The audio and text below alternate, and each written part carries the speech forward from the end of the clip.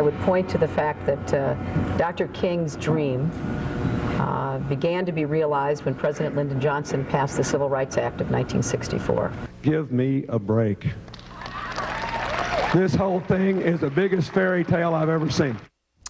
Those comments from Hillary and Bill Clinton got them in hot water this week with some African-American leaders. There is a real fierce battle with a lot of racial overtones between Clinton and Obama.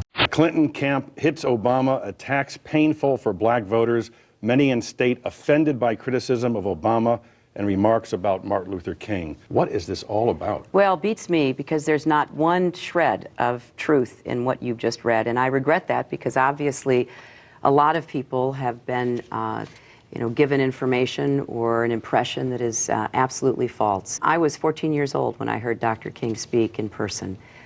He is one of the people that I admire most in the world. The point that I was responding to from Senator Obama himself in a number of speeches he was making is his comparison of himself to President Kennedy and Dr. King. And there is no doubt that the inspiration offered by all three of them is essential. I also said that, Dr. King didn't just give speeches. He marched, he organized, he protested, he was gassed, he was beaten, he was jailed. He understood that he had to move the political process and bring in those who were in political power. And he campaigned for political leaders, including Lyndon Johnson, because he wanted somebody in the White House who would act on what he had devoted his life to achieving. History knows that it was a courageous, nonviolent movement inspired by Martin Luther King that forced politicians to confront these issues, just as it has been for women, for the environment, for children, for a host of other issues. Yes, it takes a president, obviously, in the end to do that. I believe Barack Obama has the ability to bring both of those qualities, inspire and be a president. But Dr. King understood, which is why he made it very clear that there had to be a coming to terms of our country politically in order to make the changes that would last for generations beyond the iconic, extraordinary speeches that he gave. Does he deserve the lion's share of the credit for moving our country and moving our political process? Yes, he does. But he also had partners who were in the political system.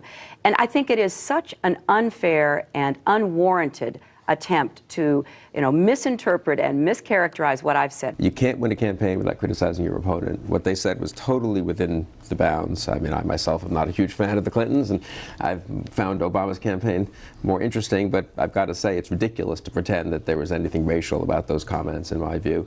And it's not clear to me that anyone got upset except people who like to get upset.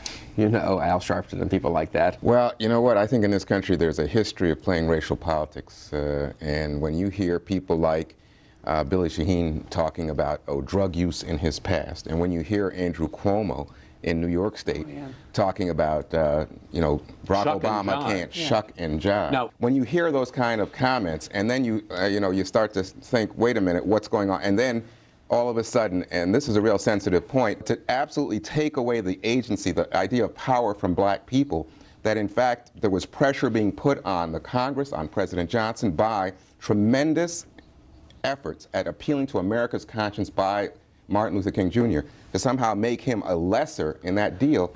I think a lot of people, wait a minute, what are you doing? It is unfathomable to believe that Senator Clinton and President Clinton do not have the greatest admiration for Dr. King, but also for the ideas that he espoused and for the understanding that all people are created equal. Certainly, there is absolutely no racism in this campaign. It is a campaign that welcomes everyone, and we're reaching out to every single voter. The Clinton campaign believes, they argue, that the Obama campaign is trying to racialize this contest. This is, an unfortunate storyline that the Obama campaign has pushed very successfully. They've been putting out talking points, they've been making this, they've been telling people in a very selective way what the facts are. And I'm glad to have the opportunity to set the facts straight. There's now, reports of an actual memo listing all these events being circulated quite intentionally by somebody who's trying to hurt the Clinton campaign. So it's not as if there are any clean hands in this fray.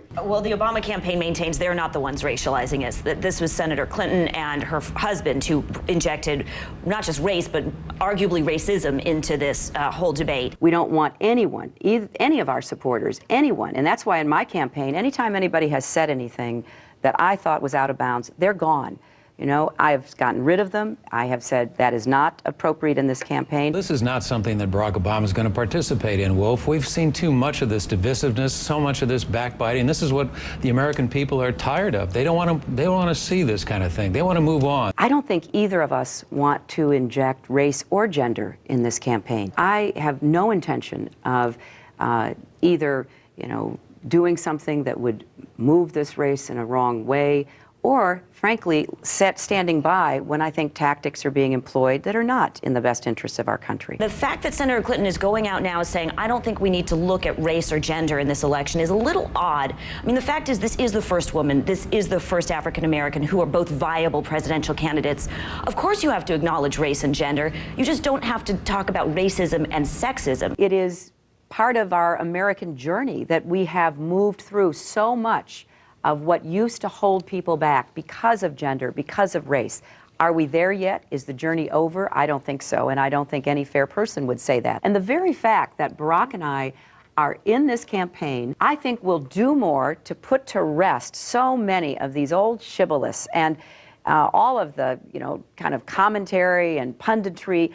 Just look at us as individuals. Take us as to who we are, analyze our records, compare and contrast us, and then let the American people make their own decision. I think the Clintons totally want to remind people this guy's black. It should not become an object of agreement here or assumed agreement that the Clintons are racially bigoted. I didn't say that. Wait. You have just said they are playing the race card. Do you believe Bill and Hillary Clinton are knowingly appealing to voters to vote against Obama because of his race? I think they're reminding people of race. I don't think they're bigoted. That's not the equivalent of being bigoted. What do you mean it isn't the equivalent of being bigoted? Asking someone to vote against someone else because of his race is a bigoted thing. And I just think it's unjust. That's not true. It's unjust. I don't think the Clintons are bigoted. I don't think that at all. You know what is the thing about the Clintons? I always say this. They always use two sets of brass knuckles when one will do just fine. There we go. I think it's in their kind of come on, this is brass knuckles? No. What I think is the tamest stuff. This is so mild compared to the potential for what you could see in November.